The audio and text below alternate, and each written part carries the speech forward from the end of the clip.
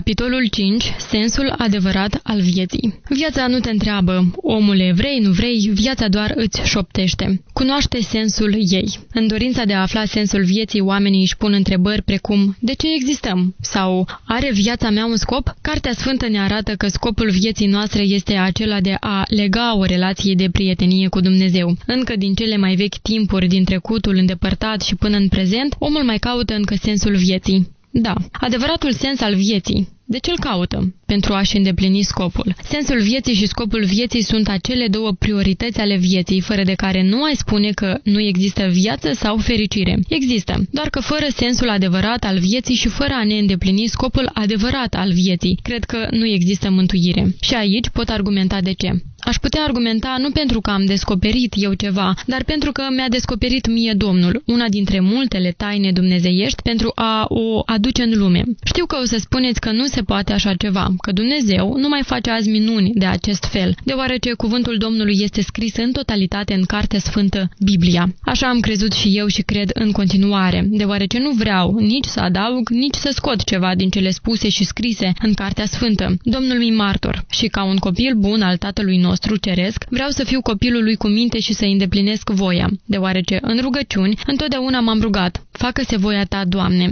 Și dacă m-am rugat și Domnul m-a ascultat, iar apoi când Domnul mi-a vorbit, eu l-am ascultat. Fiindcă dacă l-am rugat pe Domnul și mi-a răspuns rugăciunilor mele, e și firesc ca eu să ascult de sfaturile Domnului. Și dacă eu, ca un bun creștin, am credință sinceră în Dumnezeu, atunci e și normal ca eu să fac voia Lui. Și noi, oamenii, trebuie să fim recunoscători Domnului pentru fiecare sfat divin, care vine să ne lumineze, să ne aducă puțină înțelepciune, care poate face o minune pentru o țară, pentru un om, pentru întreaga noastră planetă, indiferent prin cine vine acest sfat, acest mesaj. Noi, oamenii, trebuie să deosebim înțelepciunea divină a lui Dumnezeu de șiretlicurile celui rău. Și dacă Domnul vrea acum să ne descopere prin acest mesaj care e cu adevărat sensul vieții și care e totuși scopul vieții, fiindcă sunt două lucruri diferite, dar au o importanță colosală pentru viețile noastre. Și fiți siguri că Cel care a creat tot și toate știe cel mai bine când, unde și de ce are nevoie copilul său și nu uită că Dumnezeu lucrează. A lucrat și va lucra prin oameni, prin mine, prin tine. Important e ca mesajul să ajungă unde se cuvine, iar acum acest mesaj poate fi unul dintre cele mai așteptate, deoarece vine să ne descopere secretul mult căutat, sensul vieții și scopul vieții. Două priorități pentru oamenii buni, două priorități care pot face minuni. Și aici Dumnezeu ne vorbește așa. E foarte important pentru om să cunoască sensul vieții cu adevărat, fiindcă, necunoscându-l, e nespus de greu să-ți îndeplinești scopul. Iar fără îndeplinirea scopului adevărat, e foarte greu să fii salvat, mântuit și iertat. Aici, evident, mă veți întreba. Ce are sensul vieții, scopul vieții cu salvarea și mântuirea? Desigur că are, deoarece nici nu vă imaginați ce mi-a vorbit Domnul despre sensul vieții și scopul vieții. Aceste două priorități pentru omenire au fost tăinuite din iubire și sunt o cheie spre mântuire. Și dacă aceste priorități au fost tăinuite din iubire fiind cheia spre mântuire, cine acum ar putea aduce în lumea aceasta fericire? Cine știe acel care ține mântuirea în mâini? Cine este acel care ghidează omenirea cu cuvântul cel înțelept al său? Nimeni altul decât Iisus Hristos Mântuitorul, Fiul lui Dumnezeu. Și unde credeți au fost tăinuite aceste două priorități care de acum încolo vor schimba multe, foarte multe vieți? Și au fost tăinuite de minune în Sfânta Cruce. Da, omule, poate chiar pentru tine anume. Și mi-a vorbit Domnul așa. Sensul vieții nu chiar așa cum ar crede mulți, adică simplu. Sensul vieții are și formula sa. Dacă nu vrei să trăiești toată viața în minus, în scădere, atunci adună, înmulțește și împarte această formulă care, precum un fagure de miere, îți dă putere. Această formulă divină pentru noi, oamenii, este ca o comoară găsită în grădină, iar în detalii arată așa. Ca să nu trăiești o viață în scădere, în minus, după cum am spus și mai sus, scopul vieții și sensul vieții au fost tăinuite în Sfânta Cruce a lui Isus. După cum am menționat anterior, la bazele Sfintei Cruci stă semnul minus, scăderea, adică numărătoarea inversă care începe cu nașterea noastră și se modifică doar atunci când îl vom primi pe Domnul Iisus Hristos în viețile noastre și se va produce schimbarea. Doar atunci om bun, numai cu înțelepciunea divină a Domnului nostru Iisus, se modifică numărătoarea inversă ca prin minune și apare Sfânta Cruce dătătoare de viață, de lucruri bune. Deci se naște omul din marea milă a Domnului și are în viață de cum pășește pragul în această viață o cale, un drum, care are un început și un sfârșit. Și totuși această viață îi oferă o șansă de a fi fericit. Și aici depinde, omule, foarte mult, ai găsit calea cea de lumină. Ai mers pe drumul corect. Ai cunoscut adevărul. Iisus Hristos te-a ținut de mână sau ai trăit ca o mărăcină, nu te-a interesat adevărul. Ai trăit doar în minus și așa o să rămână. Dar să o luăm de la început. Se naște omul, un copilaj drăguț și plăpând,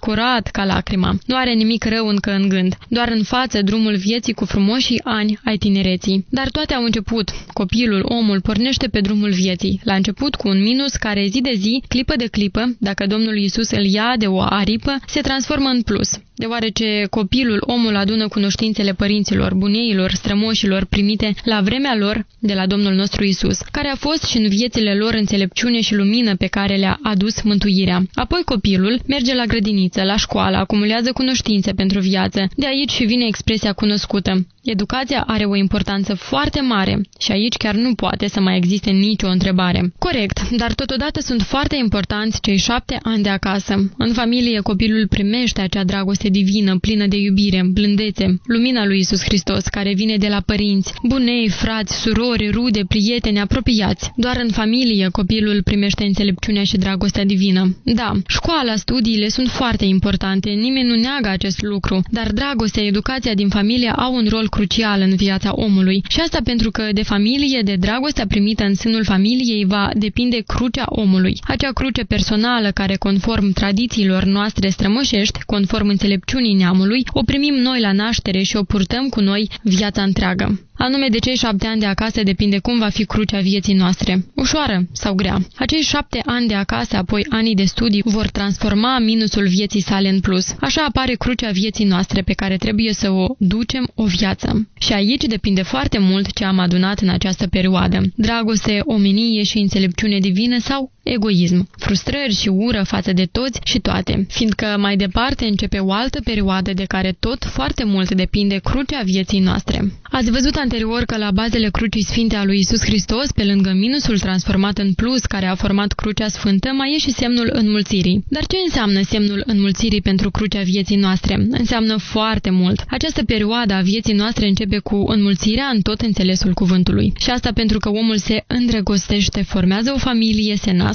copii. Adică familia se înmulțește. După cum Domnul ne-a făcut destăinuirea, semnul înmulțirii înseamnă că Iisus, după ce a transformat minusul vieții noastre în plus, prin harul și înțelepciunea dumnezeiască, a adunat toate păcatele noastre. Le-a iertat. Apoi le-a transformat în binecuvântări și le-a înmulțit. Ce înseamnă această înmulțire pe crucea sfântă a lui Iisus Hristos pentru crucea vieții noastre și pentru sensul adevărat al vieții noastre? Aceasta înseamnă că omul în această perioadă trebuie, așa cum Iisus Hristos a adunat păcatele noastre care le-a iertat și le-a transformat în binecuvântări, tot așa și omul, după ce am adunat dragostea părinților și înțelepciunea lor, care era totuși înțelepciunea divină a Domnului, care ne-a educat să nu facem rău, să-L iubim și să-L cinstim pe aproapele nostru, să fim credincioși pentru a avea o viață ușoară, adică pentru a avea o cruce a vieții mai ușoară. Dar noi totuși am mai păcătuit. Deci ce ne spune această pildă a Mântuitorului nostru Iisus Hristos cu adunarea păcatelor, iertarea lor, transformarea lor în binecuvântări și înmulțirea acestor binecuvântări? Această înmulțire pentru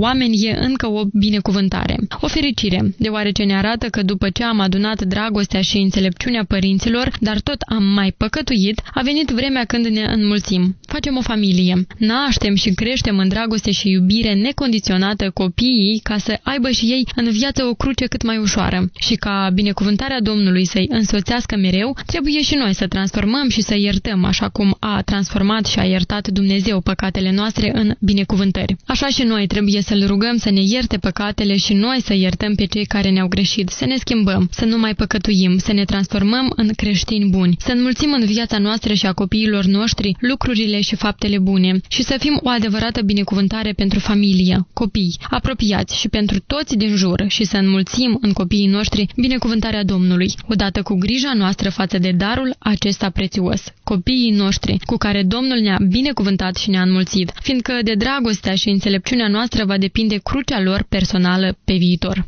Această perioadă în viața omului de înmulțire, când omul e plin de pasiune și iubire, durează cam până pe la 45-50 de ani. Apoi, după cum ați văzut și știți deja, la bazele crucii sfinte, să ținem minte cu toții, pe lângă minusul nostru, plusul Domnului, plin de har și înțelepciune, adunarea păcatelor, iertarea și transformarea lor în binecuvântări e o minune. Și înmulțirea lor rodnică și grandioasă ne arată, oameni buni, că urmează împărțirea cea frumoasă, care de fapt pe crucea sfântă a lui Isus i-a amplasat la loc de cinste pe fiecare latură cât mai sus. Să împarți e un lucru sfânt și în cer și pe pământ. Să împarți cu aproapele tău ne învață Dumnezeu, fiindcă următoarea etapă a vieții este după ce omul, fiind în minus, s-a luminat. A adunat înțelepciunea și dragostea părinților, a înmulțit-o și a transformat-o în dar copiilor. A venit vremea pentru împărțire. Tot ce a adunat omul cu iubire. Aici nu-i vorba de bani, ci de abilitățile profesionale, cunoștințele obținute peste ani. Aici depinde foarte mult, omule, de talentul tău, pentru că pe toți ne binecuvântează cu ceva Dumnezeu. Dacă ai ce împărți, împarte bine, fiindcă Iisus Hristos e cu tine, e cu mine și cu noi toți să ne fie bine. Deci, sensul adevărat al vieții, care are și o formulă după cum ne vorbește Domnul, este: odată cu nașterea noastră începe numărătoarea inversă, scăderea, acel minus care ne micșorează prin scădere orele, minutele, zilele, clipele vieții.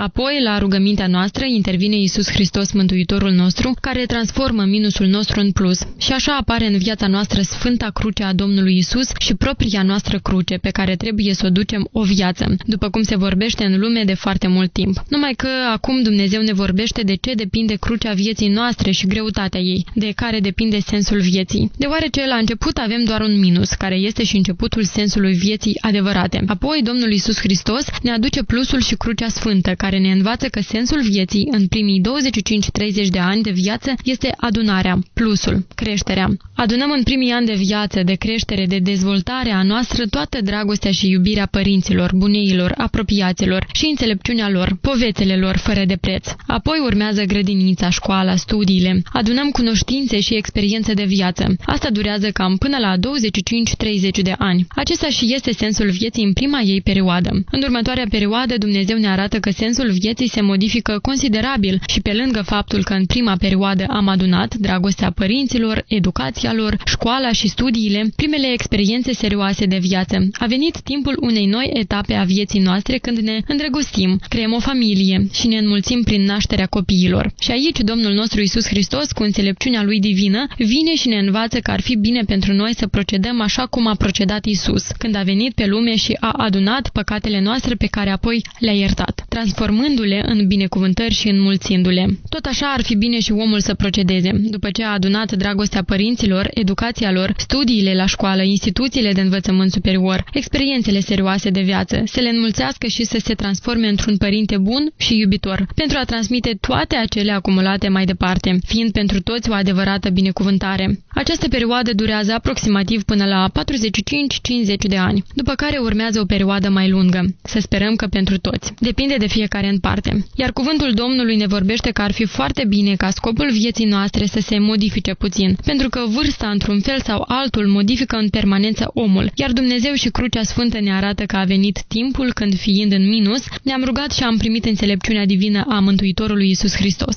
Am adunat toate beneficiile vieții, dragostea, iubirea, cunoștințele obținute în școală, studiile superioare, experiența la locul de muncă prin harul și talentul nostru, cu care ne-a înzestrat Dumnezeu. Am înmulțit toate aceste beneficii, le-am folosit în viața noastră și a copiilor noștri, fiind pentru ei o binecuvântare adevărată. Iar acum, în această perioadă nouă a vieții noastre, a venit timpul să împărțim, fiindcă la această vârstă fiecare om are ce împărți. Așa cum semnul împărțirii are un loc de frunte pe crucea lui Dumnezeu, cea sfântă dătătoare de viață, și e chiar de 4 ori pe fiecare latură a crucii apărute după încrucișarea minusului nostru cu plusul lui Isus, care l-a adus în viața noastră, astfel acest plus înmulțit pe laturile crucii până la 4 și împărțirea stă mândră acum pe toate 4, ceea ce ne arată Sfânta Cruce, cum vorbește cuvântul Domnului, că Fiul Său iubit, Iisus Hristos, Mântuitorul nostru, a venit în lumea noastră din mila Tatălui Dumnezeu Creator, a tot și toate, a celor știute și neștiute, a tuturor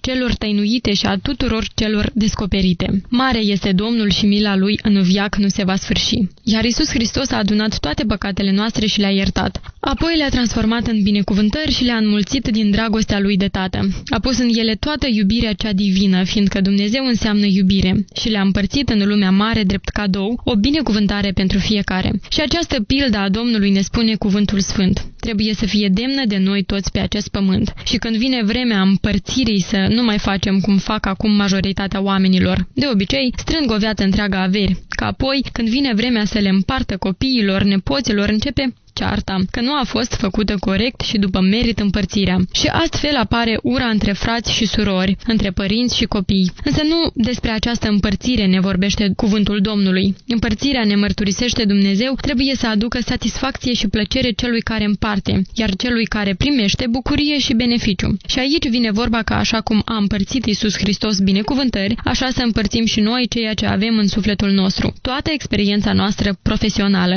Aici e vorba de talente proprii cu care ne-a înzestrat Dumnezeu. Această perioadă de împărțire trebuie să fie o bucurie. Doar așa împlinim povața sfântă. Dă și ți se va da. Bucură-te și bucură pe cineva și după cum ne învață pilda lui Iisus Hristos și cuvântul Domnului, după cum ne va învăța de acum înainte sensul vieții, care a fost tăinuit pe Sfânta Cruce și acum a fost descoperit pentru tine, om bun, de a face bine și astfel îl vei bucura pe Dumnezeu. Și nu uita formula sensului vieții, cum Iisus Hristos și Sfânta Cruce ne-a învățat. Așa cum am primit-o de la cuvântul Domnului drept învățătură, ești în minus. Încă trăiești în el. Ai acum informația. Adună, înmulțește și împarte și fii o binecuvântare, omul lui Dumnezeu. Nu te mai ține de rău, că mergi în hău.